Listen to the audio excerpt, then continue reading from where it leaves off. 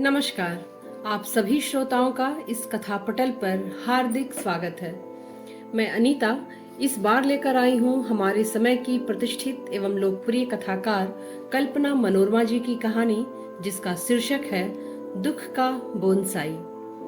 Bonsai तो आप जानते ही हैं, विराट को लघु रूप देने की जापानी कला, जो बरगद पीपल जैसे विशाल वृक्ष को भी छोटे गुलदस्ते में बदल देती है।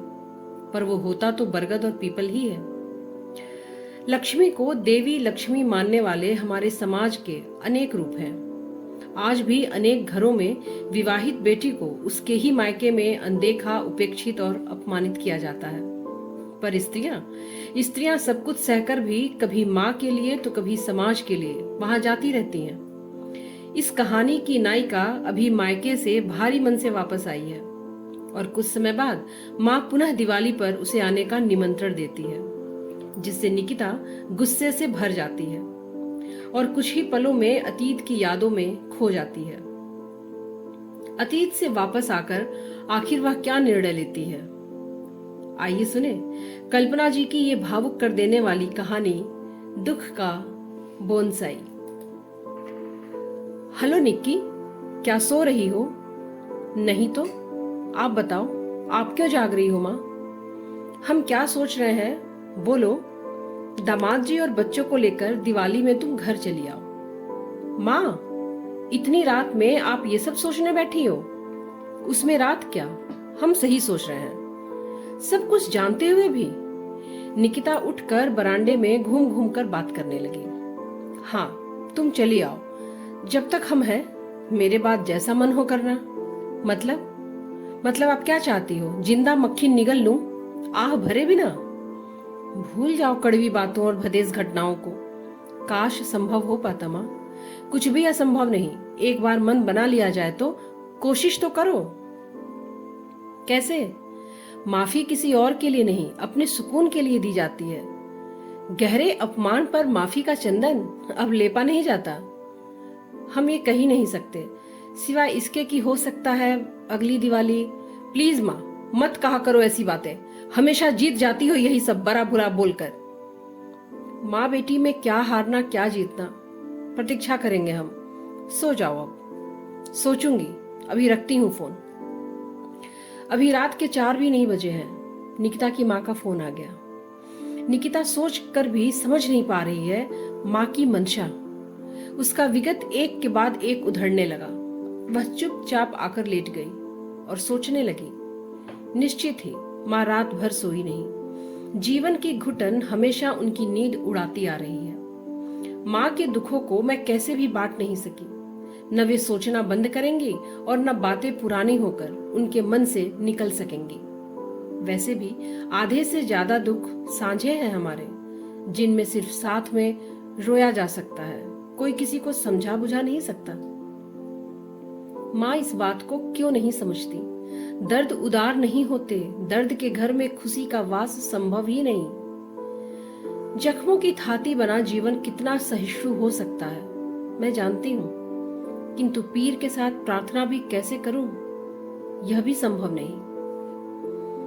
दूसरों के लिए कहूं भी तो क्या, जब माँ के व्यवहार से ही मेरा अपना बचपन छिला पड़ा हो। जो माँ यह कहे कि निक्की में प्राण बसते हैं और उसी माँ की कठोरता निक्की के लिए दुख का कारण बन जाए। बुद्धिजीवी भले ही समझ जाए इस ममतालु प्रक्रिया को, लेकिन एक बच्चा ममता की गहराई और दुनियावी दुखों की मारी माँ को क्या ही समझ पाता। वैसे भी दुख से प्रेम की धारा महीन होती है, पल में छिन्न भिन्न हो समय की गर्त में बिला जाती है। प्रेम मरुस्थल के पेट पर पड़ी वह सलवट है जो थोड़ी देर के लिए आकार लेकर उभरती है। देख सको तो ठीक, नहीं तो उड़ा ले जाती है हवाएं। आजी की अमानवीय कठोरता, पिता के शुष्क बर्तावों का गुबार माँ मुझ पर उड़ेलती रही। जाती कहाँ, यही उपाय आसान था उनके लिए। अब लगता है जब जब ये अघटित घटा, तब तब मेरी विकलता ऐसी बढ़ती रही कि प्राणों को निकाल कर फेंक सकती तो फेंक कर छुटकारा पा लेती। बेअपराध किसी की डांट खाना किसी के लिए भी सुखकर नहीं, लेकिन मेरी नियति ठहरी मोम की गुड़िया वाली। माँ के साँचे में ढलती बिगड़ती रही। ऐसा नहीं कि मैंने शिकायत नहीं की, खूब की, लेकिन माँ के पास मेरी शिकायत का एक ही जवाब रहा, घर में तुम ही तो मेरी अपनी हो, अपनों के लिए क्या सोचना, फिर चाहे डांटना ही क्यों हो, मारना ही क्यों ना हो। सास की हृदय सरिता में जिस स्त्री को कोमलता से बहना था, वह आग का दरिया बनी रही। माँ की बाध्यता रही, स्नान उसी में करते रहना था। वे झुलसती नहीं तो क्या होता। ये बात अब समझ आती है। बचपन में मुझे माँ अभूजी स्त्री ही लगने लगी थी। माँ का दुख माँ बनकर ही समझा जा सकता है। माँ के साथ आजी का बैर कभी समझ ही नहीं आया। पिता को माँ के साथ हंसते बोलते देख उनकी त्योरियां क्यों चढ़ जाती थीं। उन्हें देख हमेशा लगता जैसे माँ उनकी बहू नहीं, उनके बेटे को छीन कर अपना बनाने आई कोई गैर स्त्री है। वे अपने बेटे बहू के जीवन में एक जुटता की अभिलाषी ही नहीं रही। आजी के भीतर की माँ उदार न होकर सौतिया डाह से भरी रही। और मेरी माँ अपनी सास के दुर्व्यवहारों को धो पोंछ कर सब ठीक होने की आस लिए बैठी रही। न जाने कितनी बार माँ को आजी के आगे रोते गिड़गिड़ाते देखा। याद आता है माँ के घर नववर्ष का कैलेंडर ही सिर्फ नहीं बदला गया। हर वर्ष माँ आजी के आगे नया साल अच्छा बना रहे, अच्छे बीते की कामना लिए उनके पैरों पर माथा रगड़ती रही। लेकिन हुआ वही जो उनकी सास को भाया, क्योंकि उनके सहयोगी माँ के पति और बेटे जो बने रहे। माँ छीजती रही और आजी हरियाती रही। चिढ़ मुझे और किसी पर नहीं, माँ पर आती है। उन्होंने क्यों नहीं समझी अपनी कीमत, क्यों नहीं लौटी वे अपनी ओर। जिद्दियों के बीच रहकर वे क्यों जिद्दी नहीं बन सकी। पिता का अपनी माँ के प्रति समर्पण समझ आया, लेकिन माँ के अपने बेटे भी आजी के भक्त हो गए। कैसे? माँ ने क्यों दूर नहीं रखा उनको। वे अपने बच्चों को उनके नजदीक फटकने से रोक सकती थी। दुनिया की हर माँ अपना स्थान पहले सुरक्षित करना चाहती है। कम से कम अपनी बहुओं से ही सीख लेती कैसे वे सब अपने बच्चों को उनसे दूर रखते हैं। मगर मेरी माँ ने अपने धर्म कर्म में हमेशा भरोसा रखा। अपने बेटों पर खुद से अधिक वे आजी का अधिकार मानती रही। माँ ने अपने आत्मजों को बिना किंतु परंतु उस स्त्री को सौंप दिया जो एहसान फरामोश थी, कठोर थी उनके प्रति, प्रतिद्वंदी थी, पत्थर दिल थी, जिसे सिर्फ और सिर्फ अपने सुख की चिंता रही। फिर क्यों माने स्त्री के कर्तव्य आत्मा से बढ़कर माने। इतने पर भी आत्म प्रेम में डूबी आजी ने माँ के प्रति उनके बेटों के कान भर भर कर अपना प्रेमी और माँ के प्रति शुष्क बना दिया, जिसके खून में वे सिरजे गए थे। स्त्री के पास अपना कहने के लिए दो ही तो घर होते हैं, एक जहां वह उगी होती है और दूसरा जहां वह रोपी गई होती है।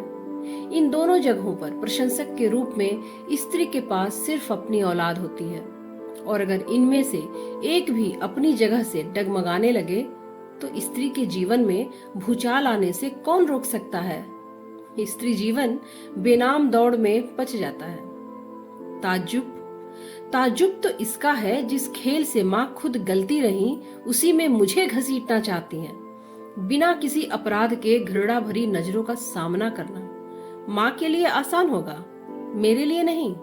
अब जबकि मेरे पास दूर रहने का अपना ऑप्शन है तो बेजरूरत कुछ भी सहन करने का मन नहीं। जो मुझे देखना ही पसंद न करे उसके आगे पढ़ना ही क्यों। मैं कोई दूध पीती बच्ची तो हूँ नहीं जो पानी को मम मम कहती रहूंगी। लेकिन मेरी माँ सारी कुरूपता छिपाकर मुझे मायके का उजला पक्ष दिखाना चाहती हैं, जिसकी खोज में उन्होंने खुद को गला डाला मगर हासिल कुछ न हो सका। बेतरतीब विचारों के गुंजलक में फंसी निकिता बिस्तर पर अचेत पड़ी है। अलार्म बज बज कर बंद हो चुका है। पति और बेटा बगल से उठ गए हैं, पता ही नहीं चला उसे। मन के साथ तन भी भारी हो चला है उसका। पति ने आवाज लगाई, हेलो निक्की, क्या हुआ? अमन की छुट्टी नहीं, मुझे भी ऑफिस जाना है। अमन का नाम सुनते ही उसे याद आया, आज अमन स्कूल टूर पे जा रहा है। तैयारी रात में कर दी थी पर उसके लिए टिफिन बना कर देना है। पलंग से छलांग लगाते हुए वह रसोई में पहुंच गई। बोलने का मन नहीं है, चुपचाप बेटे की पसंद का नाश्ता बनाकर उसे स्कूल भेज दिया। उसके बाद पति भी ऑफिस चले गए। अब उसे ऑफिस के लिए खुद को तैयार करना है। मन ठंडा और उदास है। वह जाकर शावर के नीचे खड़ी हो गई। नहाने के बाद भी तन मन धुला नहीं लग रहा है। पाँव में मन भर बोझ बंधा हो जैसे। खुद को धकेल कर तैयार होने लगी। गाड़ी की चाबी उठाई। मन अभी सुस्त और अनमना है। बैग छोड़कर उसने एजी ऑफिस फोन लगा दिया। सहकर्मी रमणिका से कहा, मेरी तबीयत ठीक नहीं रमी, प्लीज बॉस को बता दो, मैं आज ऑफिस नहीं आ पाऊंगी। रमणिका ने आश्वासन दिया, okay Nikita, please take rest. Phone रखने के बाद निकिता का मन हुआ चादर तान कर सो जाए, लेकिन काम वाली का ख्याल हो आया। 2 मिनट भी नहीं लगे, उसने फोन कर मेड की भी छुट्टी कर दी। अब वह रोते रोते हंस सकती है, हंसते हंसते रो सकती है। अब कोई रोकने टोकने वाला नहीं। वह बरगद के बोनसाई के पास गई। निकिता जब गहरी उदासी में होती है, बोनसाई बरगद की शरण लेती है। अहेतुक स्नेह पाने के लिए लोग पालते होंगे कुत्ता, बिल्ली, खरगोश। निकिता ने सिरेमिक पॉट में बरगद के बोनसाई को पाला है। अमन से बड़ा है बोनसाई। उसे वह किट्टू कहती है। निकिता का सुबह से भरा भरा मन अब बरसना चाहता है। बोनसाई बरगद यानी किट्टू बिना ना नुकुर भीगने को तैयार है। दोनों एक दूसरे को ताक रहे हैं। उसने बरगद के पत्तों से धूल पोंछी, पानी छिड़का और उसके पास बैठ गई। बोनसाई निकिता को और निकिता बोनसाई को देख रहे हैं। खिड़की से झांकता आसमान साक्षी है। किट्टू, तू बता, क्या करूं? अपने स्वाभिमान को बचाऊं या मां की ममता को? बोनसाई मौन है। वह जानता है स्त्री अपनी किसी भी शंका पर समाधान नहीं चाहती। वह तो अहानिकारक श्रोता चाहती है, ऐसा श्रोता जो मन देकर स्त्री को सुने। बरगद समर्पित भाव में है। निकिता संवादों में डूब गई। बोनसाई श्रोता में तब्दील हो गया। थोड़ी देर उसे अटपटा लगा कि वह अपना दुख किसे सुना रही है, मगर कुछ देर बाद ही वह अपनी माँ के सामने बातें कर रही है। किट्टू माँ बन गया। माँ, मैं दिवाली में इसलिए नहीं आ रही हूँ क्योंकि आपके बेटे बहुओं को आप पर कब्जा चाहिए, आपके मन पर कब्जा चाहिए, आपकी ममता पर भी। आजी और पापा भी यही चाहते हैं कि आप मुझे भूल जाओ, मेरे बिना रहने की आदत डाल लो। तो सोच लो ना कि मैं इस दुनिया में नहीं हूँ, जबकि आपके प्रति सबके नजरिए में सुधार की भरपूर गुंजाइश है। पर मैंने कभी किसी से कहा? फिर भी आपके नजदीक मेरा आना लोगों को खटकता है, और आपको इस उम्र में आते आते एक अहेतुक श्रोता ही तो चाहिए। मैं जानती हूँ और सोचती हूँ, इसके अलावा आपको मैं दे भी क्या सकती हूँ? बस कान दिए रहती हूँ। सबको पता होना चाहिए, हमारा साथ माँ बेटी से ज्यादा 2 स्त्रियों का है, जो एक दूजे के दुखों को जानती हैं, महसूस कर सकती हैं, साझा कर सकती हैं। जब घर में कोई नहीं सोचता कि हमें बुरा लग सकता है, तो मैं ही क्यों सोचूं सबके बारे में? आपकी बात सुन भर लेने से सभी को क्यों लगता है कि मैं आपको बढ़ावा दे रही हूँ, कि मैं आपको उकसा रही हूँ, कि मैं आपको लड़ना सिखा रही हूँ? मेरी नजदीकी माँ बेटी की है। पापा को क्यों लगता है कि मैं आपसे ज्यादा घुली मिली तो बरगला कर कुछ ऐसा हासिल कर लूंगी जो सिर्फ उनका है, उनके बाद उनके बेटों का है? जैसे मैं तो आसमान से टपकी हूँ। मुझे भी पिता ने ही जन्म दिया है। उनकी छत्र छाया में ही पहली डग भरना, दूध भात खाना, ककहरा सीखना, सब कुछ उनकी आंखों के सामने ही सीखा है। फिर मैं अनपहचानी क्यों रह गई? है कोई आपके पास जवाब? अभी 4 महीने ही बीते होंगे। पापा आपको दिखाकर अस्पताल से लौट रहे थे। आपकी बिगड़ी तबीयत मुझे विकल बना रही थी। जानते हुए कि पापा आपके साथ में हैं, उन्हें मेरा फोन करना अच्छा नहीं लगेगा। मैंने फोन लगा दिया। आपने बस हेलो ही बोल पाया था। इन्हें क्या हुआ? बार बार फोन क्यों कर रही है निकिता? पापा की रूखी सूखी परायेपन से भरी आवाज आई। मन हुआ उसी समय लड़ मरूं। आपने भी कुछ कहे बिना फोन काट दिया। आप जानती थी अगर कुछ कहा तो ड्राइवर के सामने ही झाड़ पोछ होने लगेगी। न जाने कौन सी ग्रंथि के शिकार हैं पापा, या उनकी अम्मा ने उन्हें ऐसा बना दिया है। माना कि आजी को बेटियां पसंद नहीं, मगर पिता के हृदय से भी मानवता बिसर जाएगी, ये बात हजम नहीं होती। जहां आने के लिए आप इतना आग्रह कर रही हो, सच बताओ माँ, वह घर कितना है आपका? कौन से सिद्धांत मान्यताएं आपकी मानी गई उस घर में? बल्कि उस घर में हर व्यक्ति अपने सिद्धांत, अपनी शर्तों पर चलता है। मैं आपकी अवहेलना भूली नहीं। बेटी पैदा करना आपका कसूर नहीं था। आपकी सास का रोना धोना महीनों चलता रहा। पापा के मन की कठोरता भी उन्हीं की देन है। इंसान अपने पास दो मन कैसे रख सकता है? भाई के बच्चों को दुलराओ तो पापा मुस्कान के साथ प्रस्तुत, मेरे बच्चों को गोद में बिठा भर लो तो चिढ़ से भर जाते हैं। क्या मेरा अधिकार तुम पर भी नहीं? क्या सिर्फ बेटे ही तुम्हारी ममता की डालियों पर फले हैं? सच कहूं, मैं अपने बच्चे को क्या ही ममता दूं, जब मैं खुद अपने शिशु दुख से उबर नहीं पाई। भावनात्मक रूप से मेरा मन नितांत खाली है। वह बात तो कभी भूलती ही नहीं। पापा ने मेरे बेटे कनु की दवाई लाने के लिए मुझसे पैसे मांगे थे। मैं इतनी गैर थी, आपने रोक कर मेरी सहानुभूति प्राप्त कर ली, मगर मेरे भीतर जो मवाद पड़ा उसका क्या? समय ने उस बात को भुला दिया था, लेकिन बड़े भैया के गृह प्रवेश में सगे सौतेले का खेल पापा ने खूब खेला। उनके व्यवहार से परिचित थी, मगर छोटे भैया, जिन्हें मैं थोड़ा समझदार समझती हूँ, जानबूझकर पापा द्वारा दवाई के पैसे मांगने वाला प्रकरण छोड़कर बैठ गए। जताते रहे कि मैं कितनी पराई हूँ पापा के लिए। खुद भी हंसते रहे, औरों को भी हंसाते रहे। मेरा जीवन उनके लिए मनोरंजन का साधन है।